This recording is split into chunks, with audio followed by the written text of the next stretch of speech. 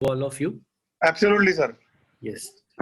My esteemed colleague on the Bar Council, Advocate Sangram Desai, all the office bearer, Honorable Umesh Sawanji, and all other office bearers of the local bar association, many senior members who have joined for this webinar, and also my all advocate colleague, young friends from the bar.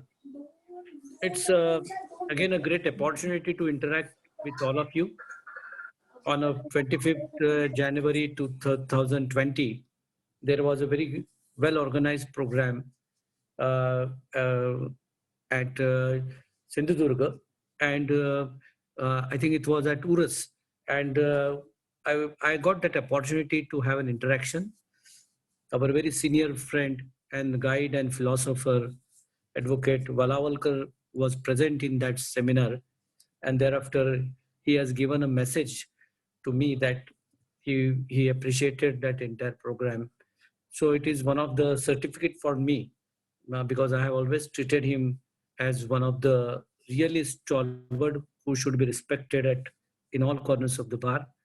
So basically, I know that in a Konkan region, many district judges who comes there and who have worked there, they gives an example of a meticulous working on a procedure, whether it is a civil side on a, with a civil procedure code, whether it is a criminal side on a criminal procedure code, even on an evidence act, even on a Mohammedan law, principles of the Mohammedan law, principles of the Hindu law, and it's working. It's very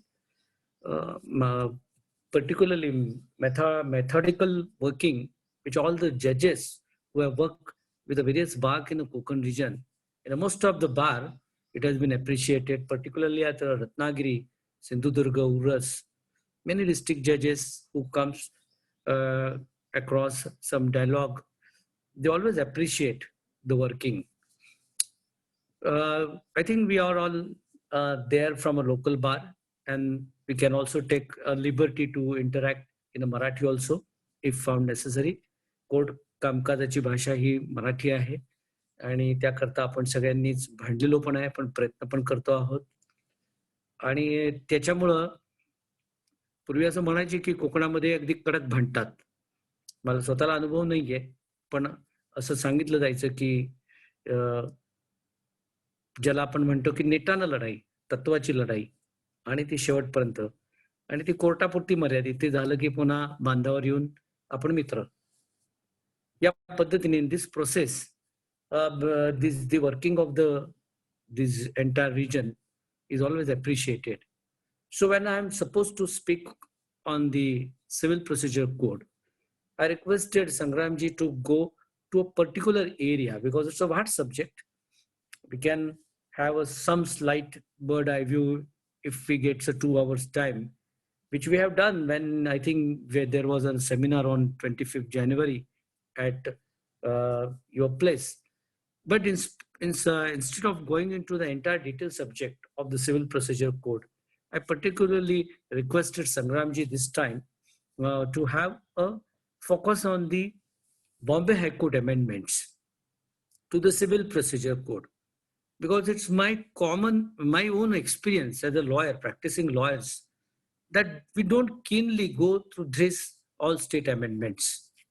And if you see, they are very well designed, usefully drafted by the Bombay High Court, and it is applicable. It is on an equal footing. So we should go through that. And therefore, my request to Sangramji was that we should start with this lecture, because he requested to have a dialogue on the Evidence Act. I said that definitely we can go for an Evidence Act in the next lecture whenever you will call or whenever it is comfortable for you. But by that time, before that, let us talk on these state amendments. So he agreed, and I'm thankful to you, Sangramji, for that. Now the question is that, what is CPC?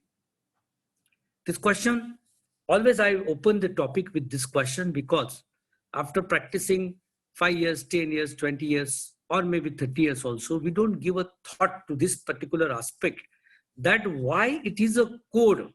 civil procedure code, particularly many types of the enactments, they are designed as a code.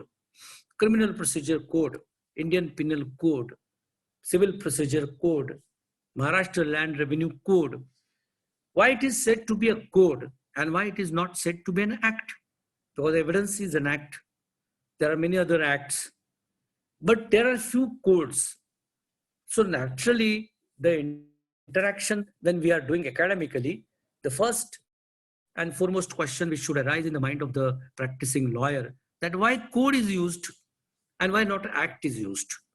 So if you try to find out what is exactly contents of this document of the CPC is there, and if you just go through the index of the civil procedure code, you will find that it contains sections from section 1 to 158 sections are there.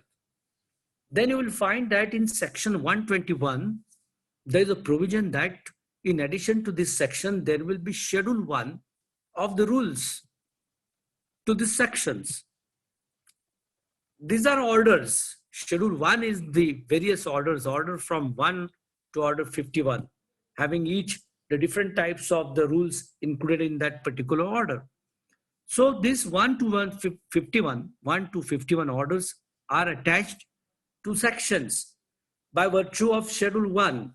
Schedule 1 says that it is a part and parcel of the code, and therefore it is attached to each other by the provision of section 121.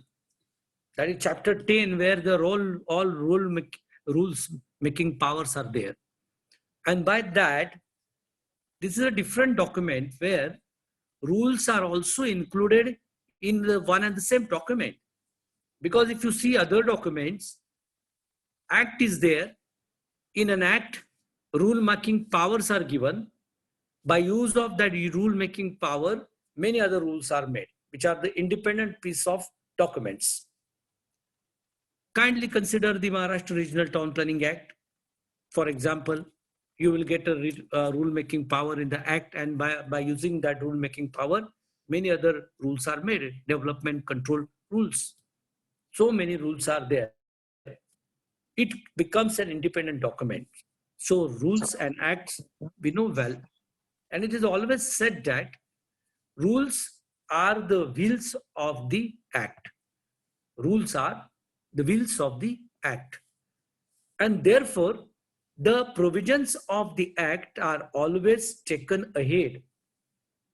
It is given an effective direction by the proper use of the rules.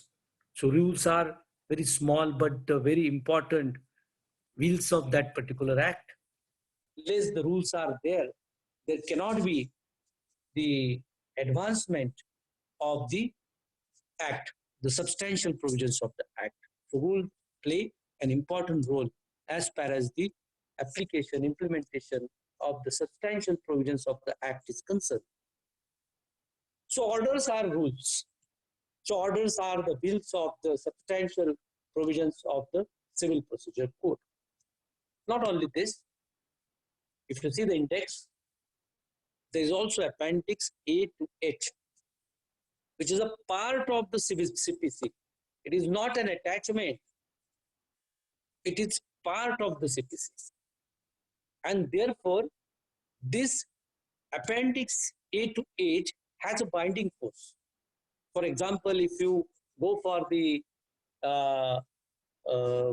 appendix A, different drafts of the different plaint or different written statement, they are prescribed there in appendix A, and they will give you a specific pleadings which are required to be added in the suit or in a written statement.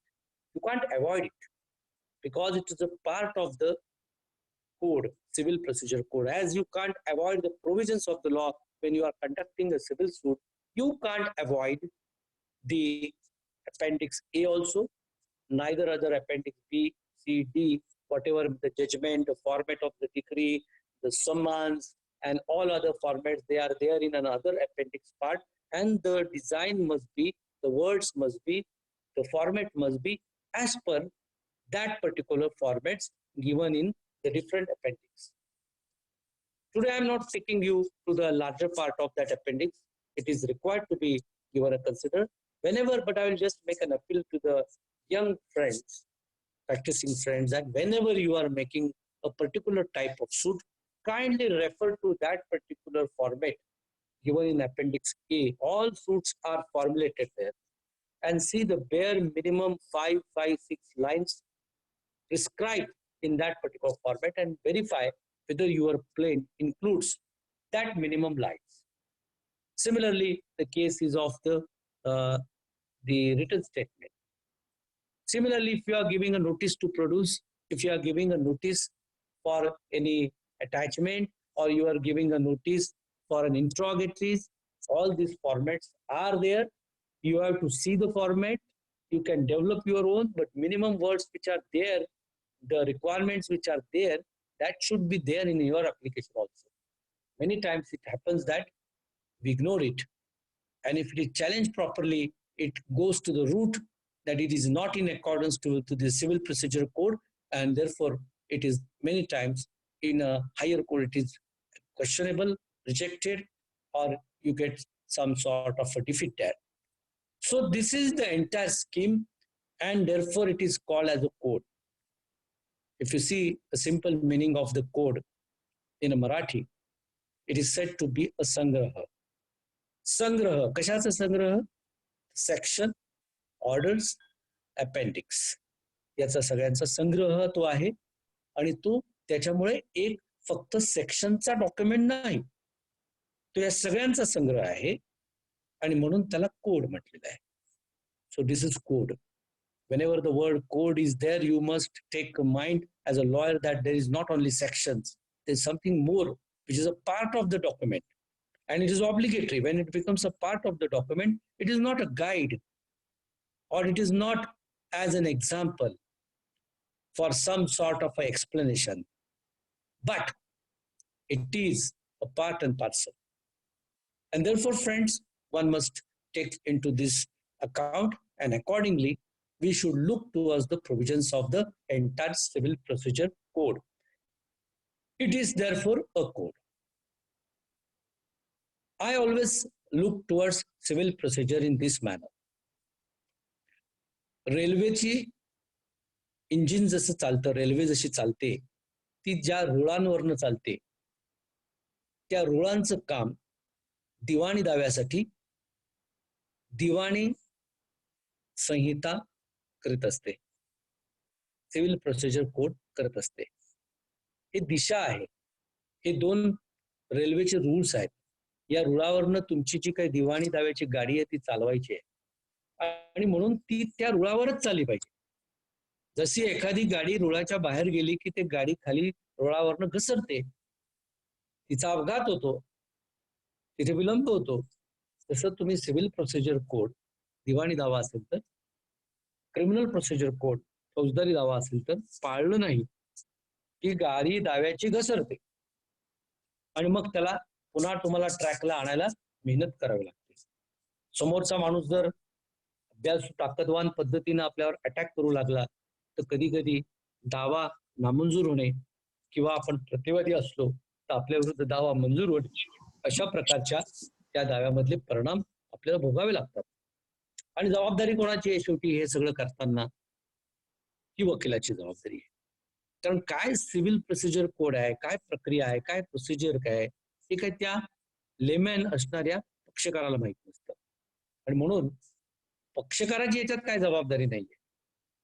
जबाबदारी आहे ती त्या फक्त आणि फक्त वकिलाची आहे, आणि म्हणून वकिलाला सनद दिलेली आहे की तो त्या प्रोसिजर प्रमाणे काम चालवेल, पुराव्याचे तत्व समजून घेऊन तो काम चालवेल. तो कुठला तरी कागद खिशातून काढून कुठल्या तरी सिनेमातला हिरो कोर्टामध्ये उंच उडी मारून तो कागद देतो तसा कागद देणार नाही तो. तर त्याकरता त्याला दस्तावेज यादी लावावी लागेल. त्या दस्तावेज यादीच्या सोबत त्या दस्ताला एक शीट लावावं लागेल. त्या शीटच्या खाली मूळ डॉक्युमेंट लिहावं लागेल. मूळ डॉक्युमेंट नसेल आणि तो झेरॉक्स असेल तर तो का तुम्ही मूळ देताय त्याचं कारण द्यावं लागेल, आणि त्यानंतर तो डॉक्युमेंट कोर्टात जाणार आहे. ही प्रोसेस आहे, ही प्रोसिजर आहे, आणि ही प्रोसिजर काही ठिकाणी मॅन्डेटरी आहे. काही ठिकाणी थोडी फ्लेक्झिबल आहे. सीपीसी बद्दल आपण असं म्हणतो की ultimately procedures are handmade and they can be utilized, accommodated, converted towards the aim if permissible. Not always necessary, because many times if the procedure is mandatory, and if you are not following that mandatory provisions, you will get a setback. And therefore, it is not only the Disha Darshak thing, not only the directive thing, it's a mandatory part of the civil procedure code also. And lawyer, as far as procedure, should observe the procedure.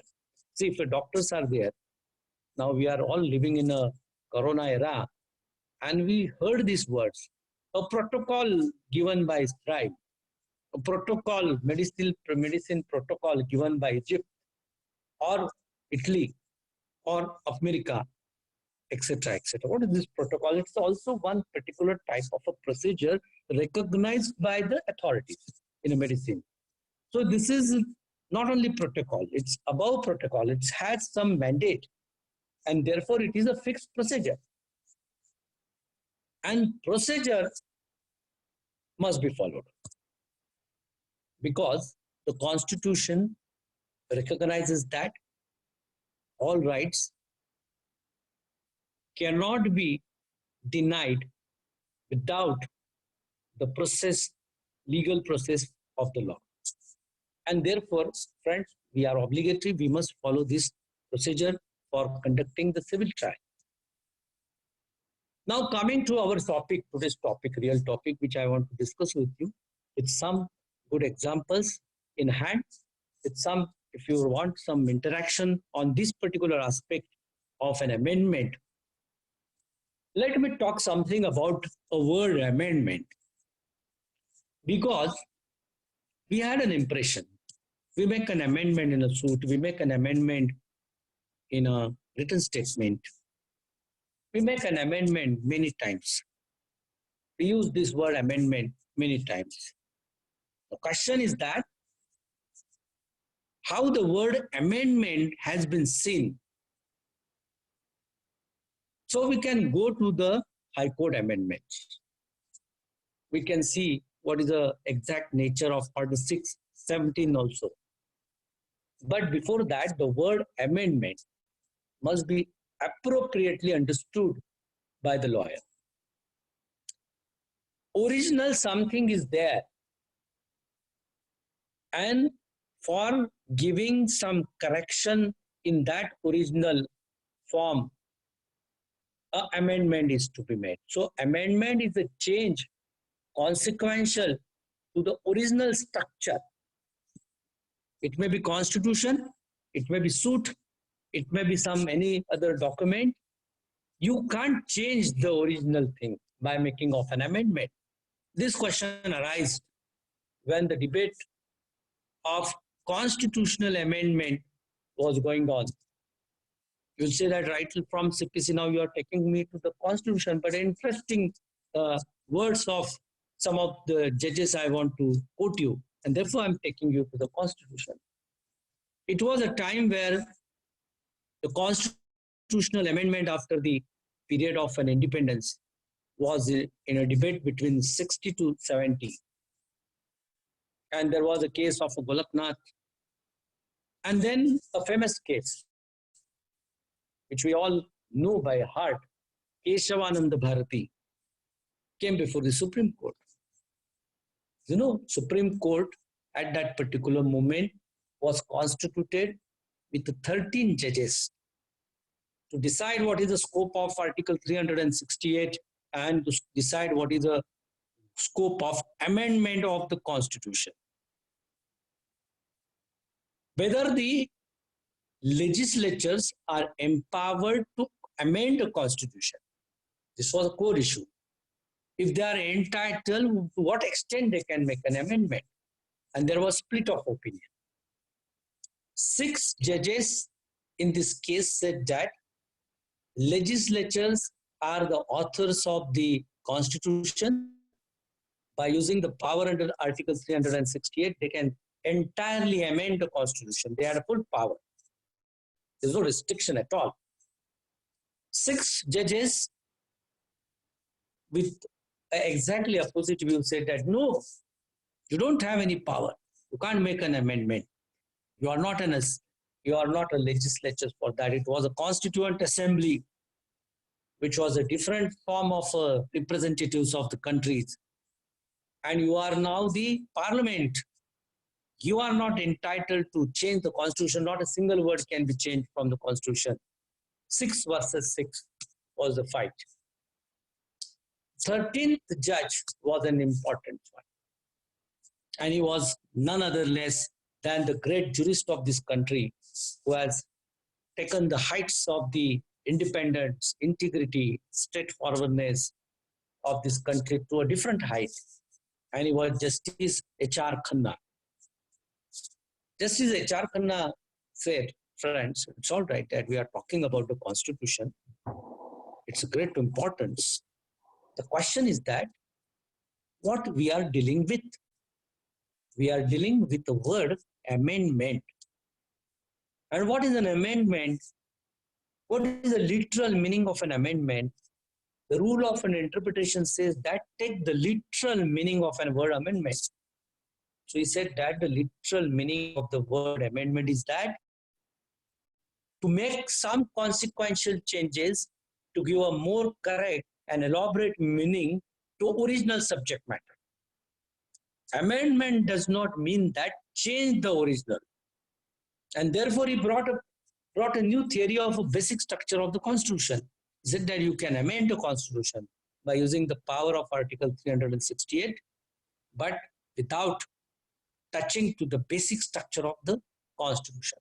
So what is the basic structure, etc.? I will not take your time on that particular aspect. You know that aspect, basic structure. Now it's a quite differently developed entire theory of a basic structure of the constitution. The point which Justice H.R. Khanna said was that this particular aspect of word amendment, its grammatical meaning, is more important. Then we'll come to the constitution. We should look into that particular aspect. And on his 13th opinion, the entire case is stable. Now the law has been set there that you can't change the constitution by touching the basic structure of the constitution.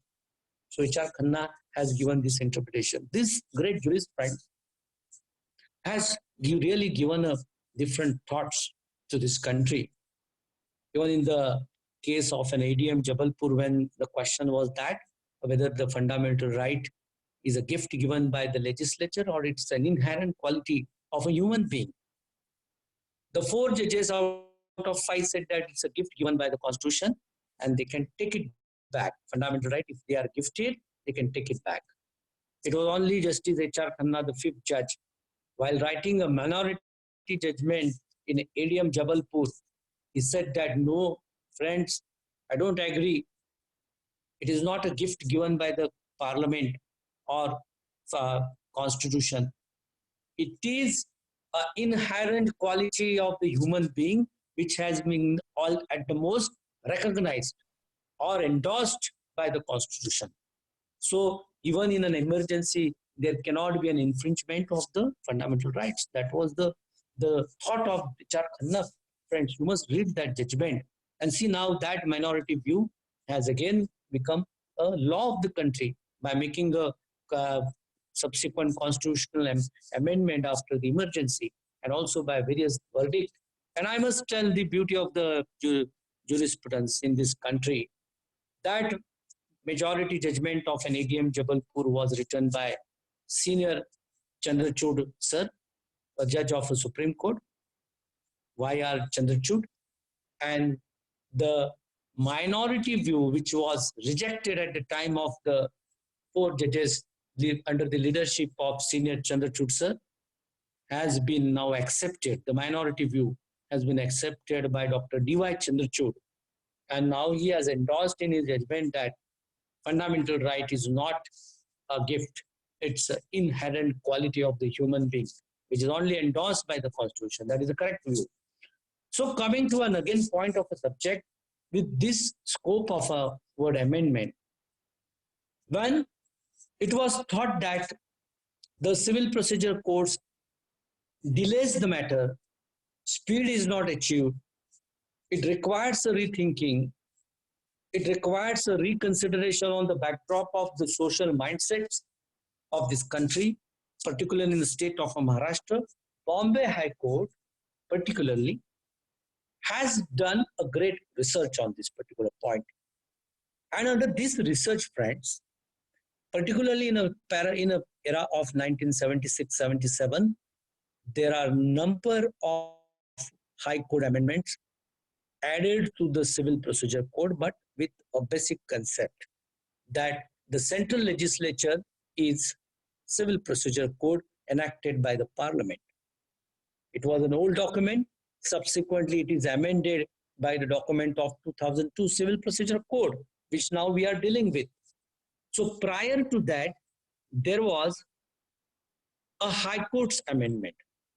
As far as the Maharashtra state amendments are concerned, it's few one. Only you know the 9A famous amendment, which was done again in some period of 77-80, and it was subsequently now deleted from the statute book. But as far as the High Court amendments are concerned, they remains. So first of all, Civil Procedure Code includes now sections, orders, Appendix A to H, and also the High Court amendments are part and parcel of the document of the Civil Procedure Code. Again, it is included in this Sangraha.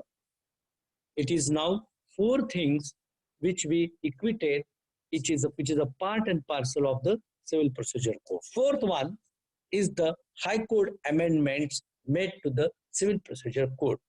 And friends, these are important. To coming to the point of quoting some of the important aspects of these amendments, I will go to some of the aspects of the actual amendments, and to impress that these are important. We are not keeping that much keen eye on these amendments. We are losing concentration while doing a practice, and therefore this is important, friend. I will come to the first part of the amendment. Example, I'm just quoting you an example, not sequentially, abruptly, some of the important different parts of the statute I'm putting before the for pointing out that these amendments are very much important. First example I'll quote. Suppose a caveat is filed by a person against the opponent, and opponent files a suit against the caveator. You know the consequences. What is the meaning of caveat? Section 148A. It says that in case of a caveat, there cannot be an ad interim injunction in favor of the opponent in the caveat if he comes with that relief, unless and until a notice has been served to the caveator. That's why we file a caveat application. So caveat is there. And suppose a case comes, which is really an urgent case. And if you want to claim an ad interim injunction before the court, then in that particular circumstances, friends, what is the remedy? That is my first question, which is my answer. The answer will be your, again, related to today's topic. Many times when we interact in the actual physical classrooms, the advocate comes with some of the logical answers. Yes, we have 151, we can make the prayer to the court.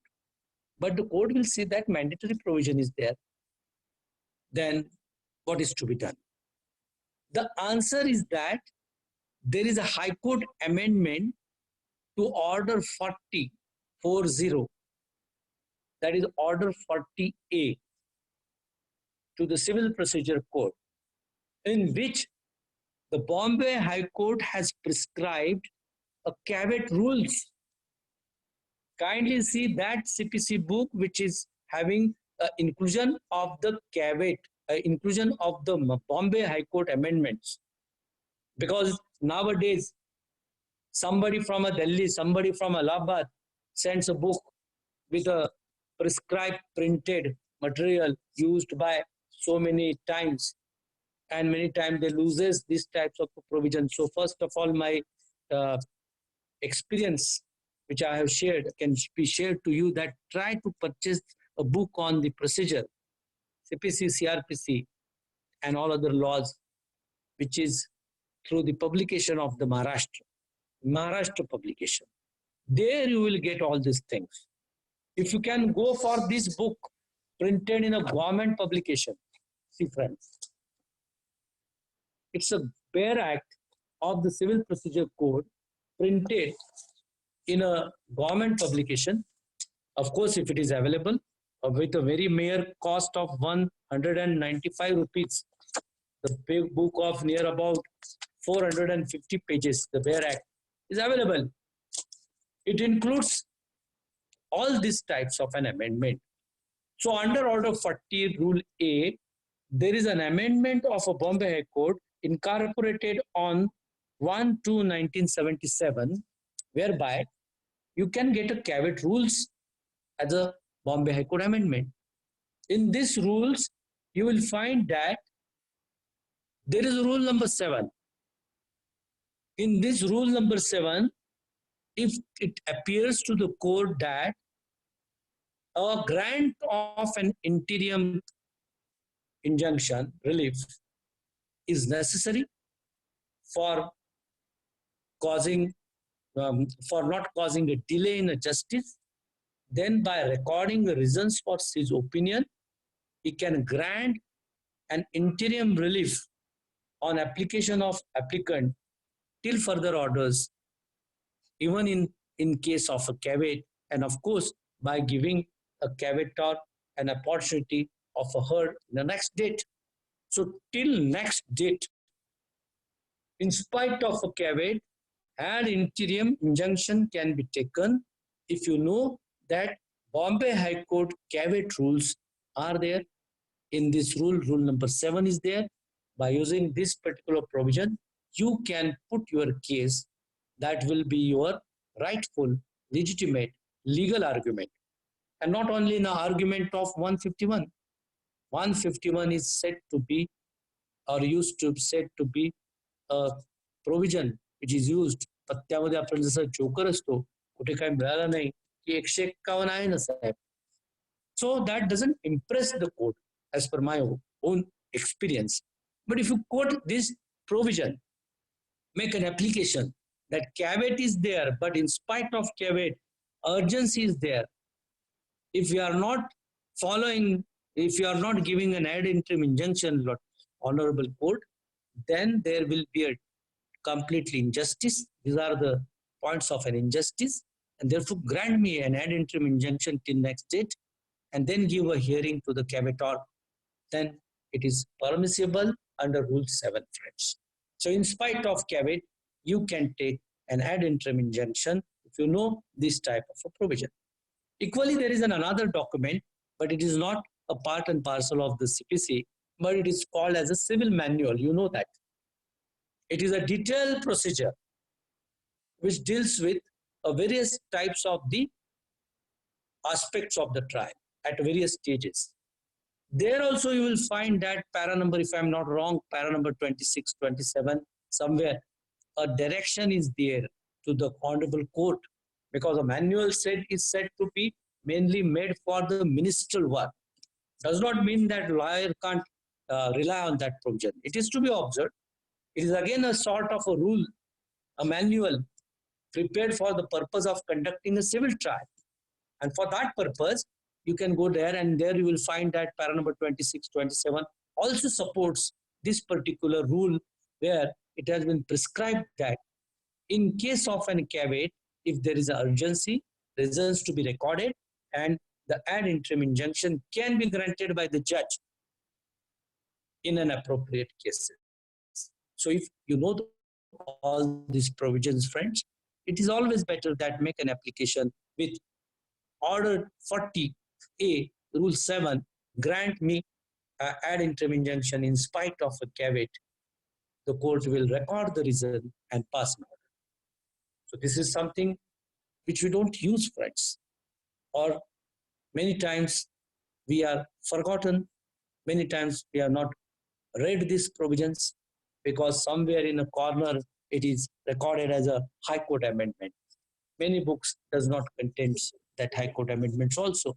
You go on reading the volumes after volumes, big commentary, but the place of this High Court amendment is depending upon the publisher's wish many times. And therefore, we should take care and we should always try to see that these High Court amendments are used. Another important point which I want to High Court provision of a High Court amendment. Small things High Court has given a consideration. Order 7 deals with a plaint, you know that. And if plaint is for an encroachment suit, what is important? Property is important. Description of the property is an important aspect. Here the question is that whether the sketch of an encroached portion is mandatory, and if mandatory, under which provision? You have to go to Order 7 only, because Order 7 gives you a detailed procedure for preparation of the plaint. So the question is that which provision we can use for making such suit of an encroachment where sketch is to be attached. The plaintiff has filed a suit. He has not made a sketch as a part of the plaint. What is the remedy to the defendant? Here I want to point out to you that kindly go to the Order 7, Rule 3. And in this Rule 3, friends, you will find that the encroachment suit must be attached to the plaint by specifying the boundary numbers, and in case of an encroachment, a sketch showing approximately as possible as may the location and extent of encroachment shall also be filed along with the plaint. It is a mandatory thing. Suit can be written back, suit can be rejected if this mandate as required in an encroachment suit is not followed, because you can see the words, it's mandatory. The encroachment suit is there, you are given a description, you must give a boundaries, you must give a description of original property, you must give an independent description of an encroached portion of the property, along with a sketch attached to the plaint showing that this is the original property and this much portion which is described in para number 1 to whatever may be as an encroachment. This is marked in these red lines as an encroached portion. This is a correct pleading. This is the correct part of making of the plaint. And for that purpose, friends, you must follow the procedure. So Order 7, again, Rule 3 is a Bombay High Court amendment. It is not in a central provision, and therefore you have to see that provisions also.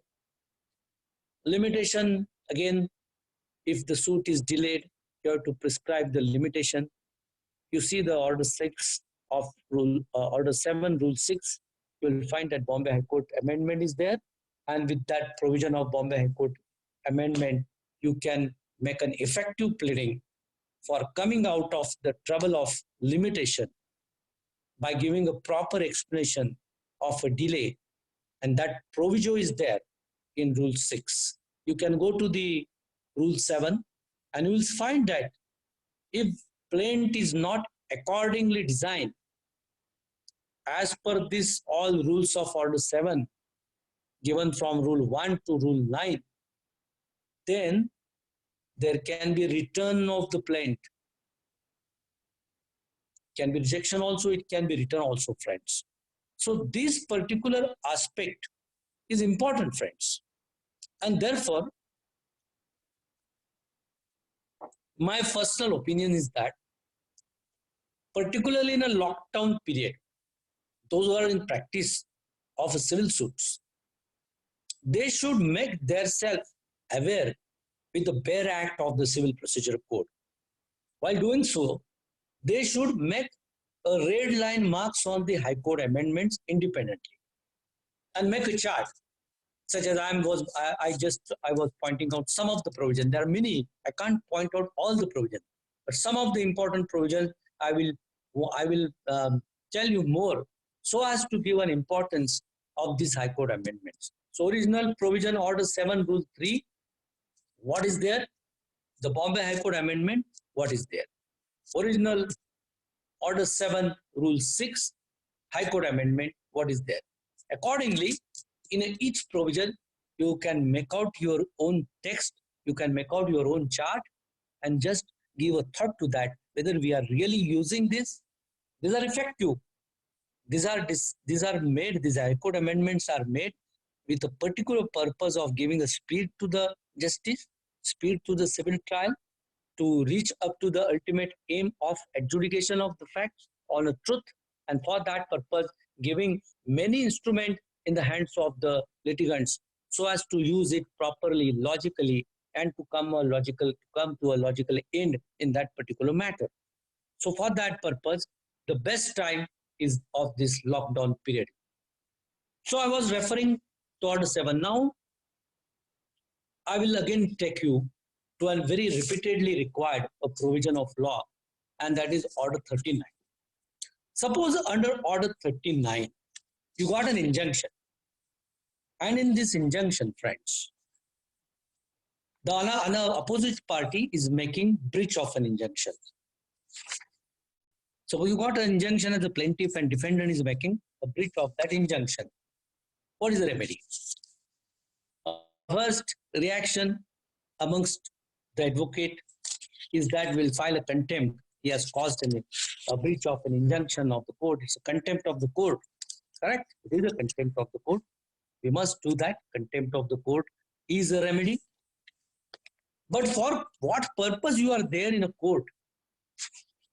Because of the contempt, basically you must be aware, friends, that contempt is to be filed as an independent proceeding. It cannot be filed as one of the interlocutory application in a same suit. You know that famous judgment of Honorable Justice M. Khanwilkar in the Bombay High Court, where this question was aroused and it was decided that it is a completely independent inquiry where an independent civil miscellaneous application is to be filed, and there the inquiry of a conduct will come completed. What is the end of the contempt? The contempt doer will be punished. He has caused contempt, either with a penalty, either with the punishment, conviction, some sort of the contemptuous action will be taken against him.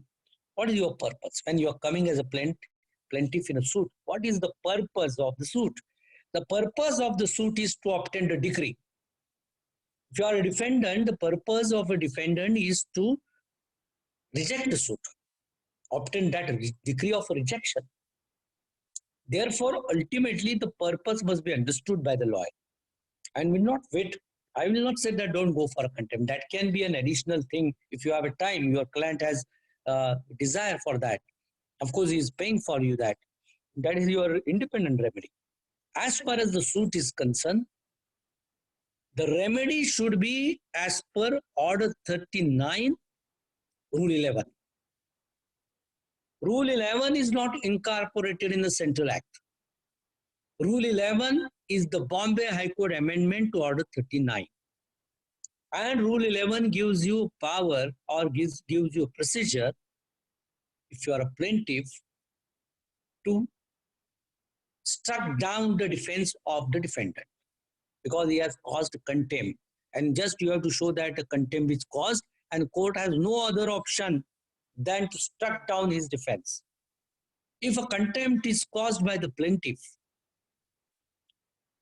and if it is pointed out to court by the defendant, The remedy is that the suit will be dismissed. No other remedy. You have to just point out that, see, this contempt. And the ultimate result will be that the suit will be dismissed. This is Order 39, Rule 11, friends. Order 39, Rule 11 is the Bombay High Court amendment in addition after Order 39, Rule 10. Up to 10, you can find that it is a central act, central CPC. After 10, Rule 10, Rule 11 is an amendment made in the by the Bombay High Court notification, and that is available to the litigation in Maharashtra. So again, Order 39, Rule 11 is a different type of a High Court amendment to the Civil Procedure Code. I will take to another angle, and I will take you to Order 8. Order 8, you know that after the defendant appears in a suit, he has to file a written statement. So Order 8 deals with written statement along with a counterclaim. And if you see the Order 10 or Order 8, from Rule 1 onwards, there is a central act up to Rule 10. And from Rule 11 onwards, Order 8, Rule 11 onwards, up to Rule 35, 11 to 35, okay, near about 23, 24, whatever may be, the rules are there. They are state amendments. They are not there in the central act, friends. What is that? It's a simple question, logical question I will ask. You know that when the defendant appears and he files a written statement, there is also remedy available under Rule 6A of Order 8 that he can file a counterclaim against the plaintiff. So defendant can file a counterclaim against the plaintiff. We know that. It does not require any lecture or discussion. The question is different. If there are A is the plaintiff, B, C, D are the defendant. The question is that D do not want to file a counterclaim against the plaintiff A, but he wants to file a counterclaim against co-defendant B or C, whatever may be. So, an intention of a defendant is to file a counterclaim amongst co-defendant. Whether it's permissible, we'll have to find out the solution. And you can go to that Order 8, right from Rule 11 onwards, you will find that the attempt has been made by the Bombay High Court that we will try to incorporate all other disputes related to the subject matter of the suit in one and the same suit. For that purpose, not only a dispute between plaintiff and defendant is to be permitted, but if that particular dispute or that particular subject is related to some third party who is not plaintiff or defendant, then there is a third party procedure prescribed under this particular provisions. And you can go through after Rule 22, there is Rule 23 onwards, 23 to 35. It talks about third party procedure. What is that? If A files suit against B, C, D, and D wants to claim that another E is also interested in this particular property. For example, A files a suit for the partition against their own brother B, C, D. And D want to say that this A has already sold property to E. That is also an ancestor property. This sale deed is done, the money are taken by A, he has suppressed this material. Honorable Court should also call him as a party. That is the contention in the written statement.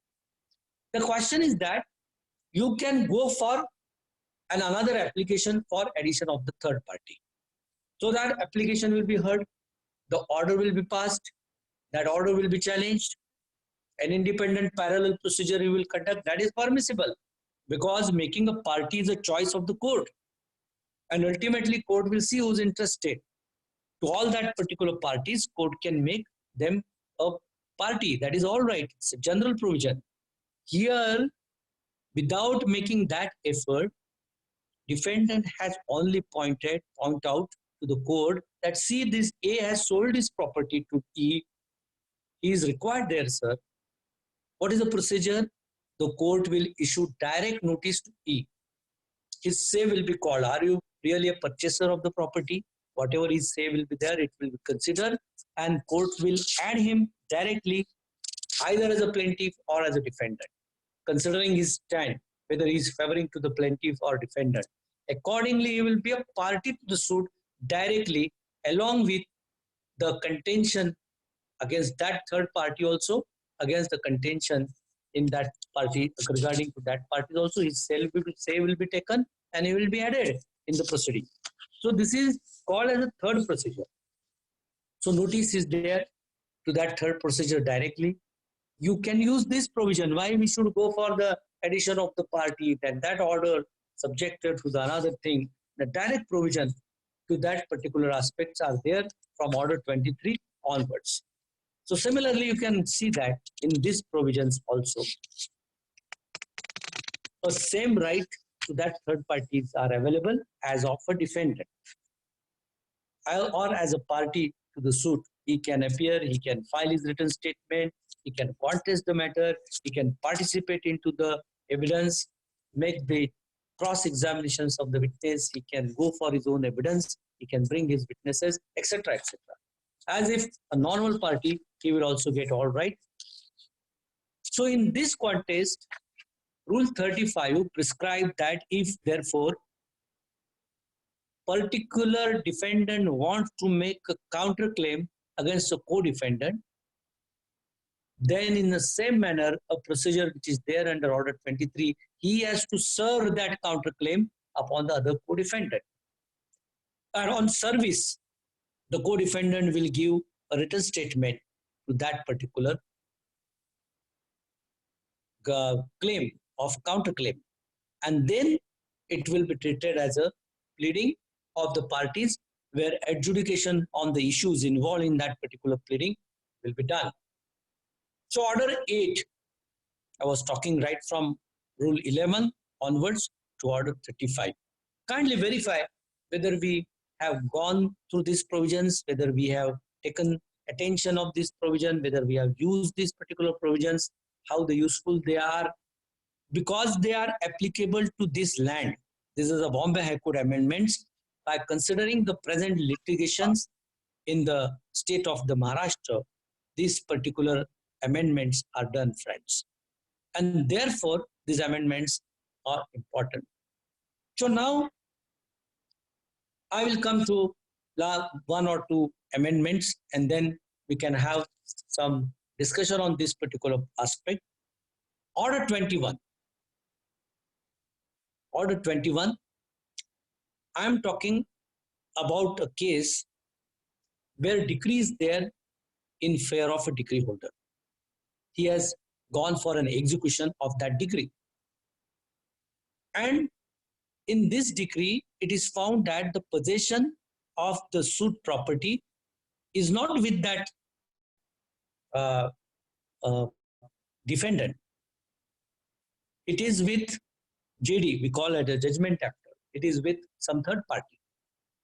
And that third party comes before the court.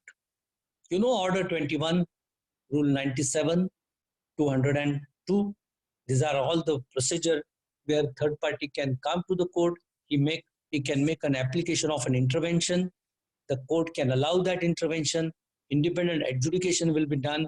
And upon then the stake of execution of the decree will be decided. Here, the defendant has executed the document, the transaction with that third party during the pendency of the suit. So naturally, the decree holder takes a stand that, sir, he is affected by the principle of lease pendants. So kindly see Order 21. And in Order 21, there is a rule 102, which says that if this transaction is affected by the principle of lease pendants, then that particular person who is doing a transaction during the lease pendants do not have a right to prefer an application under rules 98 and 100. I'll read that 102. Nothing in rule 98 and 100 shall apply to the resistance or obstruction in execution of a decree for the possession of an immovable property by a person to whom the judgment debtor has transferred the property after the institution of the suit in which decree was passed, or to the disposition of any such person. In this rule, transfer includes transfer by operation of the law. The question is that, what is the position in the state of Maharashtra? What Bombay High Court says about that? Rule 102, which is a central act, says that these particular provisions of intervening into the execution proceeding as an intervener, possessor, title holder is not applicable by using the provisions of Rule 98 to 100 to the person to whom the JD, the judgment debtor, has transferred the property after the filing of the suit. That is, it is affected by the principle of lease pendants. When the property is transferred during the pendency of the suit, pendency of any litigation, it is affected by the principle of lease pendants as per the provisions section 52, if I'm not wrong, of a Transfer of Property Act. Here, you will find an interesting amendment. And if you go to Rule 102, you will find that by a Bombay High Court amendment, 102 rule is deleted for the state of Maharashtra from 1 February 1977. I must share you my own experience after writing the 3-4 books on the Civil Procedure Code, CPC approach and trial, and so many books. When I was arguing in one matter, I was damn sure that the lease pendants transaction are not protected under Order 21. And I referred this 102 because it's a very small amendment to this Rule 102. If you see this, you can carefully go through that. It's a very small amendment, deleted word use is there. I have not gone through it. Just some 5, 7, 8 years back. So one of the junior lawyers come and he said that rightly what Jaibav sir is selling, that the lease pendants 98 to 100 is not applicable when lease pendants is there. Right, sir, 102 is there. As far as we are concerned, in the state of Maharashtra, there is a Bombay High Court amendment. Because of that, this rule is deleted. And he pointed out, see, this is deleted. And I was surprised. So effect is that Rule 102 is not there. The effect is that a person affected by the lease pendants can make an application under 98 to 100 to obstruct the decree when even his transaction was during the pendency of the suit by using the provisions. And for that purpose, he must see that the small word deleted is there to Rule 102. So in a state of Maharashtra and Goa, this particular amendment does not exist because Bombay High Court has deleted this particular provision. So friends, one last example, and then I will make a comment on the present legal position of this Bombay High Court amendments. Order 6, Rule 17. You know, it's a very famous provision in a civil trial. We use it in a many manner, skillfully. We use it for amending. We use it for adjournment also. We use it for many other purposes. So it's our dear provision, Order 6, Rule 17, amendment of the pleading. The question is that if a situation occurs that in a suit, defendant is ex parte, in spite of service of the summons, he has not appeared, not file a written statement, or even file a written statement thereafter, he is not present before the court, whatever may be the circumstances. And in such suit, if plaintiff wants to amend the suit, so in this particular circumstances, whether a fresh notice should be given to the defendant who is ex parte, or it is not required. He can straightway go to the amendment application and pray the court that kindly allow this amendment. This is necessary. This is fulfilling the all criteria. You can see the provision of Order 6, Rule 17, Central Act. There is no such embargo. There is no such provision which will compel the plaintiff to go for a fresh summons to the defendant. But if you go to Order 17 or Order 6, Rule 17, which is a Bombay High Court amendment of Rule 17, a completely new substituted Rule 17 of a Bombay High Court to Order 6, that will say that if these circumstances occur, of course with the leave of the court, the plaintiff has to forgive a fresh summons to defendant. So now there is a difference. Central Act say does not make any such type of a provision, but a state amendment makes a provision that in an ex parte suit, plaintiff wants to make an amendment, he should give a fresh summons to defendant. Now, this particular aspect has to be looked into the light of Section 16 of the amending CPC Amending Act of 2002. You can see this Civil Procedure Codes Bare Act. You will find that right from it is this particular statute is enacted in 1908.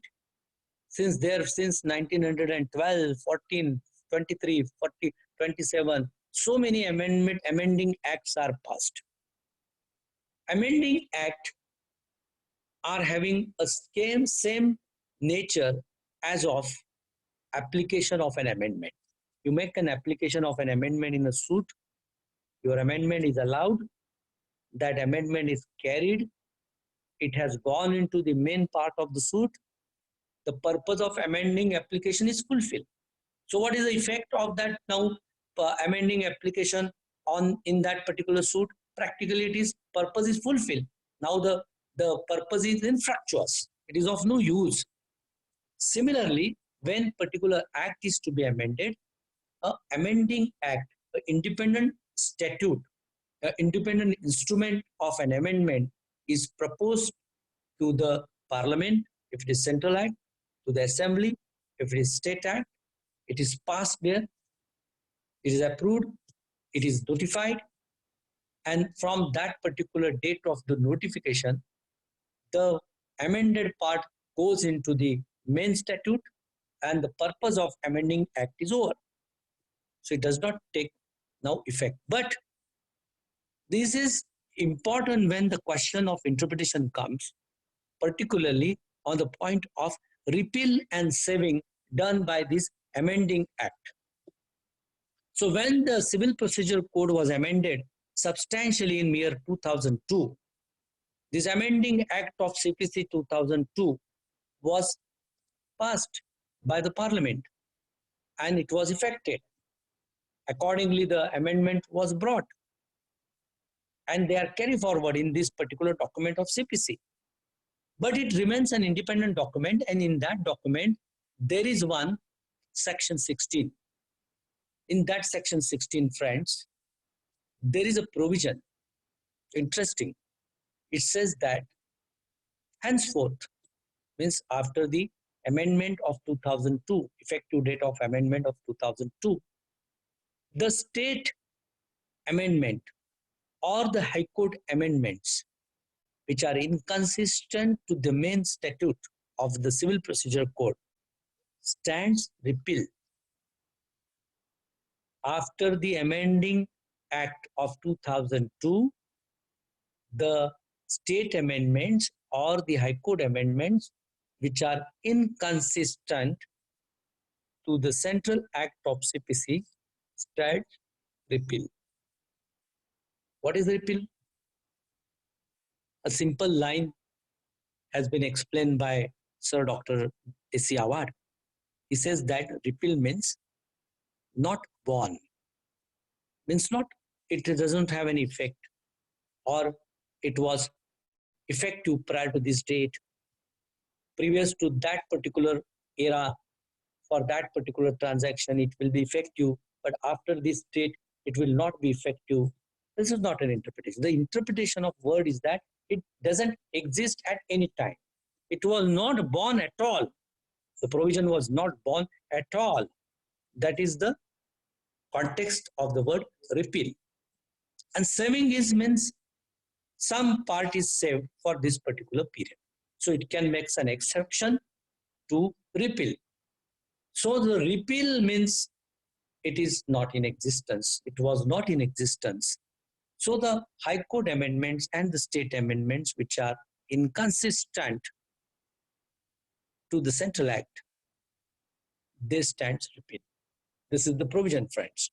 So the effect is that this Order 6, Rule 17 was challenged before the Bombay High Court, stating that the Bombay High Court amendment, Rule 17, is inconsistent to Rule 17 of the Central Act, because here in a Central Act it is not prescribed that in an ex parte suit, if the plaintiff wants to make an amendment in a suit, a fresh notice should be given. This provision is not there, whereas a inconsistent provision has been made in Rule 17.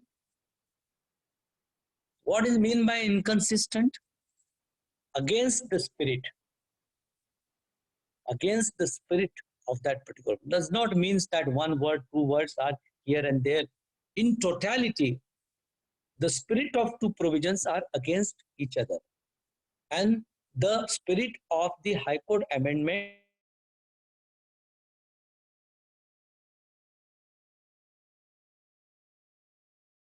Bombay High Court and Justice Vasifdar sir has delivered a judgment in 2011, which is reported in MLJ. You can see that judgment.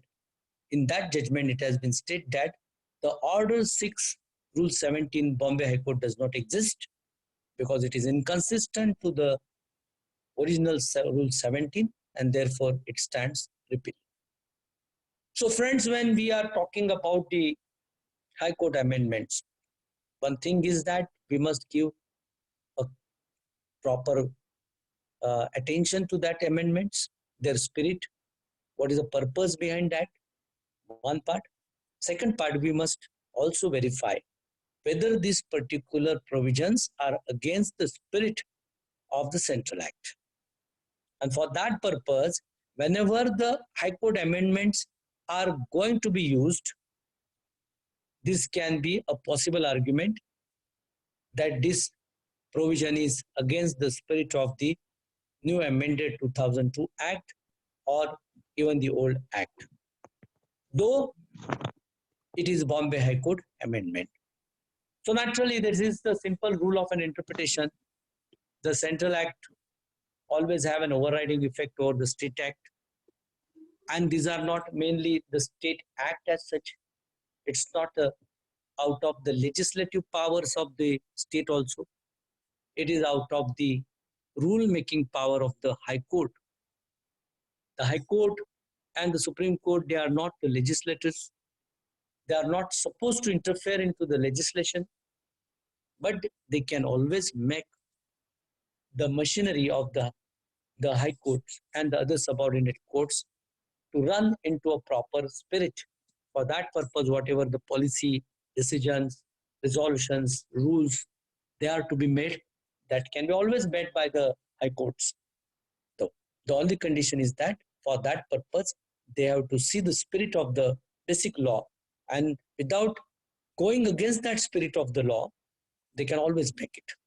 So accordingly, I have quoted you 6-7 amendments, friends.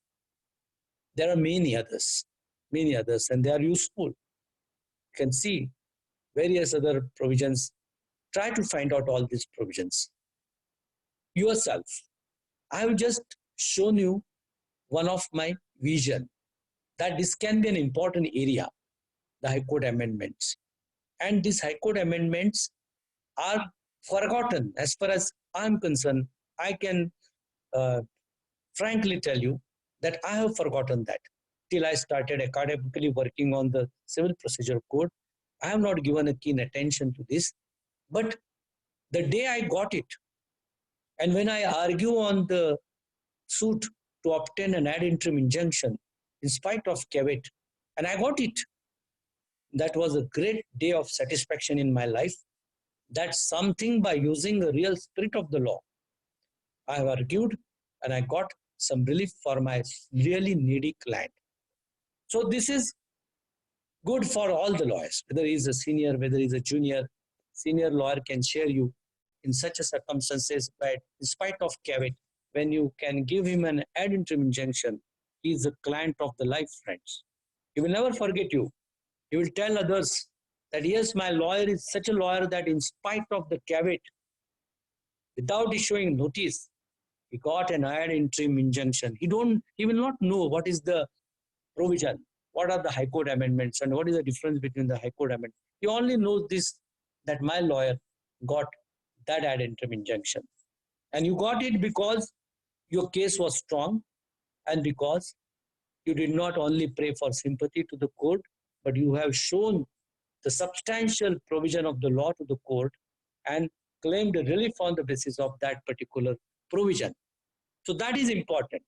When you start working this really by using the right procedure, friends, it is a time when the lawyer is said to use his skills. That is a skillful advocacy. And the purpose of all this discussion is that by making a contribution to each other's, we should always try to make a skillful advocacy. It should not be random. It should be well-designed act, like an architect. What I have to do as a plaintiff, what I have to do as a defendant, which provisions I am going to use, which law I am going to use, which authorities are supporting to me. All this research should be made. And for that purpose, when you are using a CPC, just my own experience which I share, that always try to find out some substantial provisions which is there in section or order or in a High Court amendments. Put that in your all applications. Whenever you are putting any application, you are putting an amendment application, put there Order 6, Rule 17. You are making an adjournment application, put there whatever order, this, I think 16, 17 order is there, whatever may be there. Try to put that particular order there. Your work will be appreciated by the court. The court will be well impressed with you, and the provisions which may be wrong will be corrected by the court. Court will tell you that try to correct this, or some senior will tell you that try to correct it. It is not 17, but it is 18, or it is not 18, it is something 12. It's all right, doesn't mix. You have tried your best, and that particular practice will make you perfect for traveling on these rules of the CPC. This is the smooth travel, friends. When your rules are smooth, where your engine is smooth, your train is smooth, and your substantial goods, of course, must be strong enough to get you result. And therefore, friends, by making a combination of all these things, it's my humble request to all of you that try to find out the correct path. So as far as the CP is concerned, the lockdown, as per my opinion, is the best period to make this exercise. First, go through the Bare Act entirely, the sections, orders, and the High Court amendments. Secondly, try to mark the different High Court amendments to each and every sections and orders.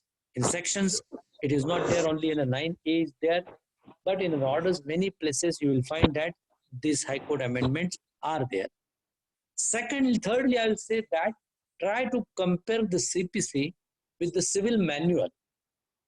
If you are going to use an instrument of appointment of the commissioner, you will get some provision in a section, some provision in order, and an elaborate procedure in a civil manual.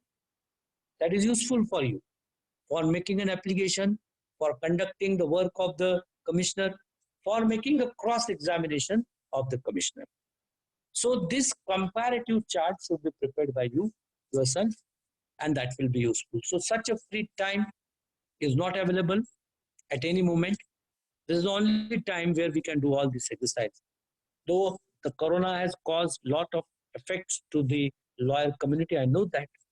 Lot of the youngsters, lot of the other persons dependent on the profession, they are worried, they are in trouble, they are in a need. We know that as a bar council, we all are trying to help them. We are doing our best. But apart from that, the best asset of the profession is the perfect knowledge. And knowledge means what? We don't have to remember all the provisions. We have to find out our paths.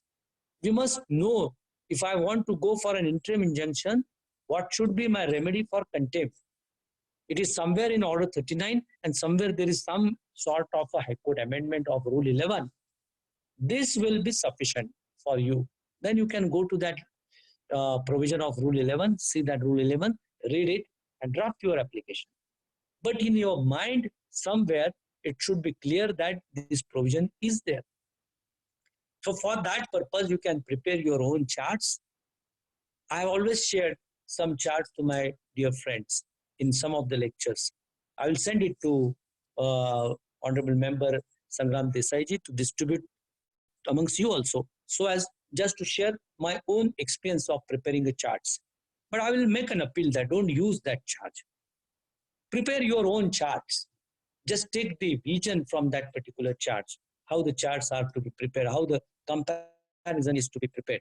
There is a natural sequence in an entire civil procedure code, friends. Just like a natural principle of justice, nothing more.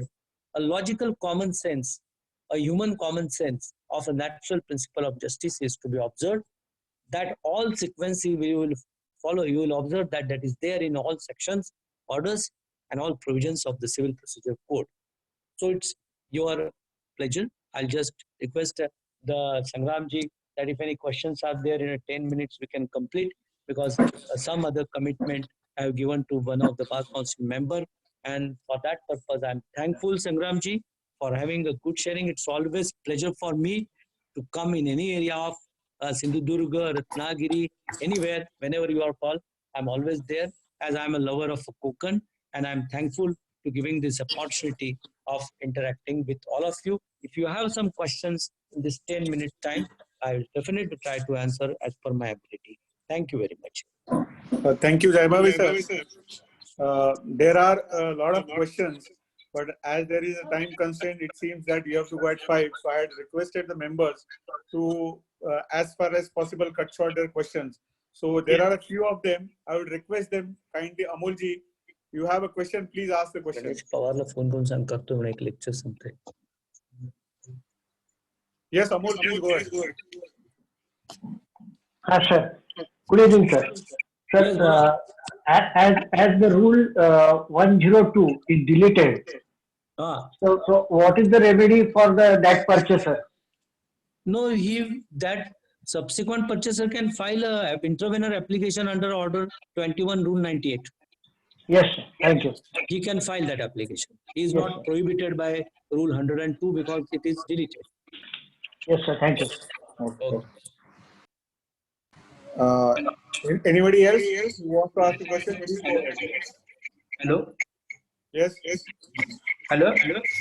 Yes, go ahead. Sir, are you audible? Hello. Yes, Hello? you can ask. You're audible. Yes, Please ask the sir. question. I have query की CPC order 9/13 खाली setting aside expire डिक्रीची तरतूद आहे आणि त्याचबरोबर order 41 खाली अपिलाची पण तरतूद आहे. तर त्यामध्ये एखाद्या समजा मोर दॅन 2 डिपेंडंट असतील तर एका फर्स्ट डिपेंडंटनं 9/13 खाली ऍप्लिकेशन केला सेटिंग असाइडला आणि दुसऱ्या सेकंड डिफेंडंटनं समजा अपील केलं तर which will proceeding will survive. Hello, हा जरा आवाज नीट नाही आला, पुन्हा बोला. तर सीपीसी ऑर्डर 9-13 खाली सेटिंग असाइड एक्सपायरी डिक्रीची जी तरतूद आहे, त्याचबरोबर ऑर्डर 41 खाली रेग्युलर अपिलासाठीची जी तरतूद आहे, तर त्यामध्ये मला असं म्हणायचं आहे की 2 पेक्षा जास्त प्रतिवादी एखाद्या प्रोसिडिंग मध्ये आहेत, दाव्यामध्ये आहेत, तर त्यातला फर्स्ट डिपेंडंट आहे तो ऍप्लिकेशन 9-13 खाली त्याने मूव्ह केला आणि दुसऱ्या सेकंड डिपेंडंटने समजा अपील केलं ऑर्डर 41 खाली, तर त्यावेळेस विच प्रोसिडिंग विल सर्व्हाइव्ह. माझ्या मते 9-13 खालचं सर्व्हाइव्ह होईल, कारण direct remedy is there, but I am not sure. म्हणजे मी बघेल आणि तुम्हाला पाहिजे तर व्हॉट्सअप करून टाकेल. ओके सर, पण मला त्याच्या पुढे दुसरी अशी अजून त्याच्यामध्ये क्वेरी आहे की apart from the survivance of the proceeding, परंतु जर समजा त्याच्यामध्ये पुढे अपील कोर्टाने डिग्री कन्फर्म केली, एक एन एक्सपायर डिग्री, पण ट्रायल कोर्टानं 9-13 खाली ऍप्लिकेशन आहे तो अलाउड केला आणि सेटिंग असाइड एक्सपायर डिग्री म्हणजे सेट असाइड केली, तर मग what will be the consequences further also. म्हणजे त्याच्यामुळे पण ते कॉन्ट्राडिक्टरी होईल. मला असं वाटतं की ते कॉज एकच असल्यामुळे will have to club that at one place, otherwise it will create a complication. For that will have to see the remedy. आता लगेच 2 मिनिटात सांगता नाही येणार. नाही, ठीक आहे सर, आपण पुढे परत आपली भेटगाठ होईल त्यावेळेस मग मला जरूर बघूया. Okay sir, thank you sir. Thank you very much. Yes, anybody else having query, please go ahead. Sir, I think there is one query about section 9A.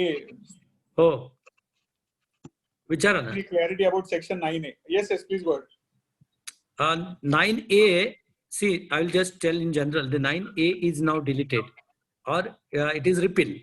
Not to use the word delete, it is actually the repeal now by the state amendment. The effect is that there can be 2 consequences after that repeal. Now there are 2 एकामागे एक 2 amendment केल्या त्यांनी. त्याचं कारण असं होतं की एक अशी सर्कमस्टन्सेस आहेत की समजा एखाद्या याच्यामध्ये ज्युरिस्डिक्शन नाही असा घेतलाय आणि सूट रिजेक्ट केला आणि अपिलात गेलेला आहे, आणि एकामध्ये ज्युरिस्डिक्शन आहे असं धरलेलं आहे. तर ज्याच्यामध्ये ज्युरिस्डिक्शन नाही असं धरून वर अपील गेलेलं आहे, त्या अपिलाबद्दल दुसरी त्यांनी अमेंडमेंट केली, and that appeal will survive. Okay. Jurisdiction आहे या संबंधामधल्या ऑर्डरचं काय अपील असेल तर ते सर्व्हाइव्ह राहणार नाही. म्हणजे काय की ज्युरिस्डिक्शन नाही, this is a decree. You can take the definition of the word decree. When the plaint is rejected on the point of the jurisdiction, it is included in the definition of decree. So it has gone into decree. Jurisdiction आहे ही order decree नाहीये, आणि तिच्यामुळं जी decree आहे त्या डिक्रीवरचा appeal maintainable केलेले as far as the even after the repeal of 9A by second amendment. So that appeal will survive. That particular appeal will be heard on merit, and accordingly the decision will be given. But if some revision is filed against the jurisdiction, yes, affirmative jurisdiction आहे, तर ते मात्र survive होणार नाही, कारण jurisdiction आहे तिकडे suit चालेल. त्याच्याबद्दलचं त्यांनी पुढची रेमेडी कॅन्सल करून टाकलेली आहे. ही आजची माझ्या माहितीप्रमाणे असणारी लेटेस्ट पोझिशन त्याची आहे. ओके सर, क्वेश्चन तर खूपच मेसेजेस येत आहेत मला, बट आय थिंक मी जर विचारायला लागलो तर ते तुम्हाला 5 वाजता दुसरं लेक्चर आहे, शोडू आहे आज. तुम्ही 5 वाजता मला ते व्हॉट्सअप करा, मी त्या सगळ्यांची मला जेवढे पॉसिबल तेवढे उत्तर पाठवून देईल तुम्हाला. येस डेफिनेटली माझ्या पर्सनल व्हॉट्सअपवर पाठवून द्या. I will definitely try to reply maximum questions. Okay. Sir, thank you very much, sir. This was the 6th webinar held by the Sindhudurg District Bar Association with Ratnagiri, Goa and lawyers from Kolhapur. So initially, sir, we started with just 50-60 lawyers, but today we were above 160 lawyers for this particular today's webinar. So we are growing as, we are proceeding in a very right way. On 15, Justice Abhay Tipse has agreed to come and give us a lecture also. So we are always, requesting different senior lawyers to come. Anyway, sir, I thank you very much because you have been a great inspiration to all the juniors and for me also in Bar Council of Maharashtra and Goa. I thank you very much for sparing your valuable time and coming and giving us this lecture. Thank you very much, sir. And we'll again meet for the lecture on Indian Evidence Act. Thank you, sir. Definitely. Thank you very much. Thank you.